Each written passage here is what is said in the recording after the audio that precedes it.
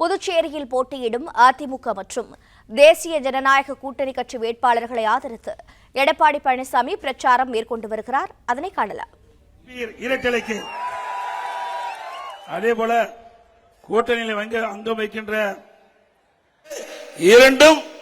இரண்டு சக்கரம் போல ஒரு வண்டிக்கு 2 சக்கரம் இருக்குது. அது மாதிரி 2 சக்கரம். இன்றைக்கு மாநிலத்தில் ஒரு கட்சி, மத்தியில் ஒரு கட்சி ஆண்டு கொண்டிருந்தா மாநிலத்துக்கு தேவையான திட்டங்களும் கிடைக்காது, நிதியும் கிடைக்காது. ஆகவே இரண்டு சக்கரம் போல ஒரு வண்டிக்கு 2 சக்கரம் இருக்குது. அது மாதிரி 2 சக்கரம் இருந்தால்தான் தன் இலக்கை அடைய முடியும். அந்த அடிப்படையில் தான் இன்றைக்கு தேசிய ஜனநாயக கூட்டணி அமைந்திருக்கின்றது. அது மட்டுமல்ல, பாரதிய ஜனதா கட்சி சார்பாகவும் நிறைய தேர்தல் அறிக்கை அவர்கள் வெளியிட்டிருக்கிறாங்க. இந்த பகுதியில் மீன்பிடி தொழில் அதிகமா இருக்குது, விவசாயம் அதிகமா இருக்கின்றது, தொழிற்சாலை இருக்கின்றார்கள், நல்ல கல்விக்கூடங்கள் இருக்குது. ஆகவே இந்த புதுச்சேரி மக்களுக்கு தேவையான நன்மைகள் ஏற்கனவே ஆண்ட தேசிய ஜனநாயக கூட்டணி கட்சி வழங்கி இருக்கின்ற மக்களுக்கு. அது மட்டும் இல்லாம இன்னைக்கு மீனவ மக்களுக்கு மீன்பிடி தடை காலத்தில் தமிழ்நாட்டில் எப்படி இன்னைக்கு அந்த நிதியை உயர்த்தி கொடுத்திருக்காங்களோ அதே போல் இங்க இருக்கின்ற புதுச்சேரியில் இருக்கின்ற மீனவ மக்களுக்கும் அந்த மீன்பிடி தடை காலத்தில் நிதியை உயர்த்தி வழங்கப்படும். வழங்குவதற்குண்டான நடவடிக்கை எடுப்பாங்க. அறிவிச்ச அன்பழகன் பல முறை சட்டமன்ற உறுப்பினர் சட்டமன்றத்தில் சிறப்பாக குரல் கொடுத்தவர். இந்த புதுச்சேரி மக்களுக்கு அவள் ஏற்படுகின்ற பிரச்சனையை தைரியமாக சட்டமன்றத்தில் குரல் கொடுக்கக்கூடிய மனிதராக அவர் சட்டமன்ற உறுப்பினர் இருந்த பொழுது பணியாற்றியிருக்கிறார். துணிச்சலானவர், மக்களுக்காக குரல் கொடுக்கக்கூடியவர், எளிமையானவர். அப்படி சட்டமன்ற உறுப்பினரை தேர்ந்தெடுக்க நீங்க சட்டமன்றத்துக்கு அனுப்புகின்ற பொழுது இந்த பகுதி மக்களுடைய பிரச்சனை தீரும். இந்த புதுச்சேரி மக்களுக்கு தேவையான திட்டங்கள் பெறுவதற்கு எங்களுடைய சட்டமன்ற உறுப்பினர்கள் உங்களுக்கு உதவி தர இருப்பாங்க, துணையா இருப்பாங்க. அதே போல இந்த மீனவர்கள் பல்வேறு பிரச்சனைகளை சந்திச்சுட்டு இருக்கிறாங்க. இன்றைக்கு தமிழ்நாட்டில் இருக்கிற மீனவர்களுக்கு என்னென்ன நன்மைகள் கிடைக்குதோ அதே போல புதுச்சேரி இருக்கின்ற மீனவர்களுக்கும் அந்த வசதி வாய்ப்புகள் நன்மைகள் கிடைக்க எங்களுடைய சட்டமன்ற உறுப்பினர்கள் பாடுபடுவார்கள். இன்னொன்று சுற்றுலா. இன்னைக்கு புதுச்சேரி என்றாவே சுற்றுலாவுக்கு பிரசித்தி பெற்ற நகரம் இந்த புதுச்சேரி நகரம், புதுச்சேரி மாநிலம். இங்க பல மாநிலத்தை சேர்ந்தவர்கள் சுற்றுலா வருவதற்கு வசதியான புதுச்சேரி யூனியன் பிரதேசம், அந்த புதுச்சேரி யூனியன் பிரதேசத்துக்கு பல மாநிலத்தை சேர்ந்தவர்கள் இதை தேர்ந்தெடுத்து வர்றாங்க. அது ஒரு பெருமைக்குரியது. அதுவும் சுற்றுலா தலம் நிறைந்த இந்த பகுதியில் வருமானம் இந்த அரசாங்கத்துக்கு அதிகமாக கிடைக்குது. அதோட இந்த சுற்றுலா தலம் மேம்பாடு அடைவதற்கு மத்திய அரசுடைய நிதியை எங்களுடைய நாடாளுமன்றத்தில் பெற்று தருவார் என்ற நிலையில் அந்த நிதியை இந்த இடத்துல தராங்க. இன்னைக்கு சுற்றுலா எந்த அளவுக்கு மேம்படுகிறதோ அந்த அளவுக்கு இந்த மாநிலத்தினுடைய நிதி ஆதாரம் பெருகும். அதையும் எங்களுடைய சட்டமன்ற உறுப்பினர்கள் இங்கேயும் பேசுவாங்க, அனைத்து இந்திய அண்ணா திராவிட முன்னேற்ற கழக நாடாளுமன்றத்திலும் குரல் கொடுப்பாங்க உங்களுக்காக.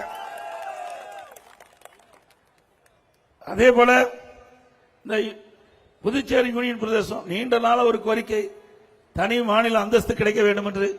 அதை பெறுவதற்கு அதிமுக கடுமையான முயற்சி எடுக்கும்.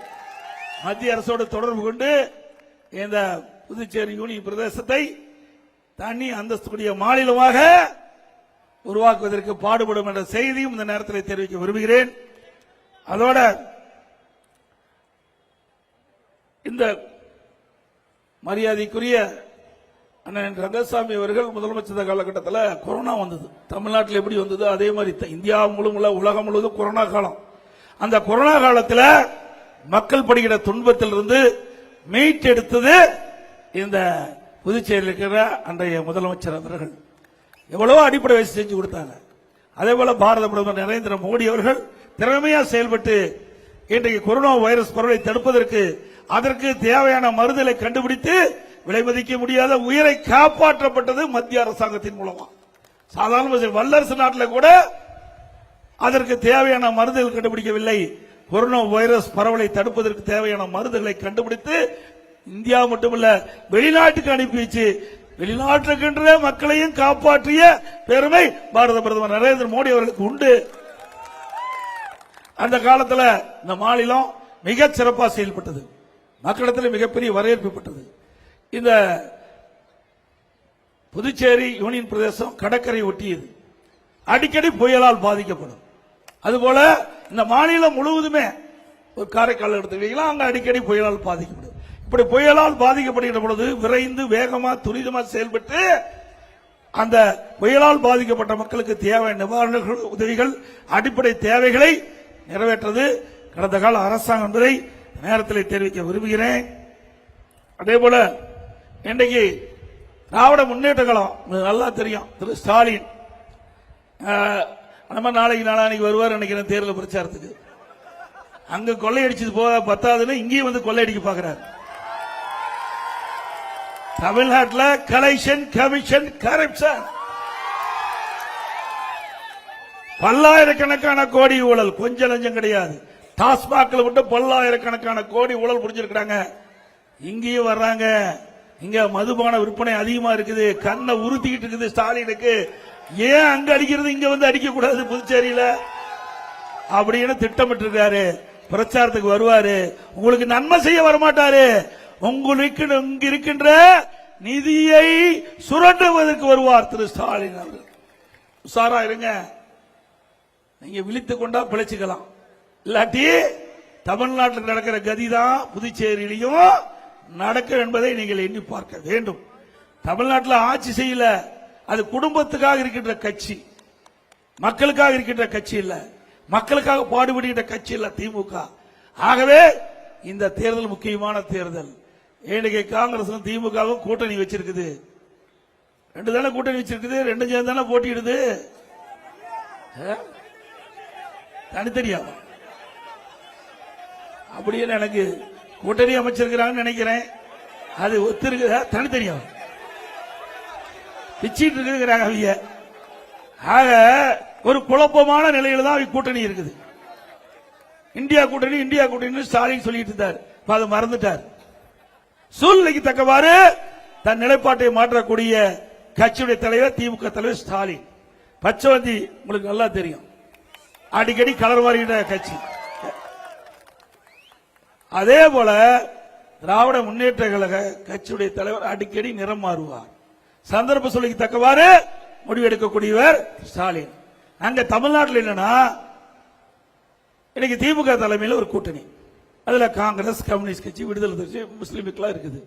இங்க அங்க ஒத்த கொள்கையுடைய கட்சின்னு சொல்றாங்க. இங்க வந்தா அந்த கூட்டணி கட்சிக்கு வெப்ப நாம் போட்டார். அங்க ஒத்த கொள்கையுடைய கட்சி, அதே கம்யூனிஸ்ட் தான் இங்க இருக்குது. இங்க ஏதாவது வேற கம்யூனிஸ்ட் இருக்குதா? இந்தியா முழுவதும் வலது கம்யூனிஸ்ட் இடது கம்யூனிஸ்ட் ரெண்டு தாங்க இருக்குது. அவர்களுக்கு இங்க இடம் இல்ல. சுயநலவாதி திரு ஸ்டாலின் அவர்கள் சுயநலவாதி. தன் குடும்பத்தில் இருக்கின்றவர்கள் ஆட்சி அதிகாரத்துக்கு வர வேண்டும் என்று எண்ணுகின்ற தலைவர் திரு ஸ்டாலின், திரு கருணாநிதி அவர்கள்.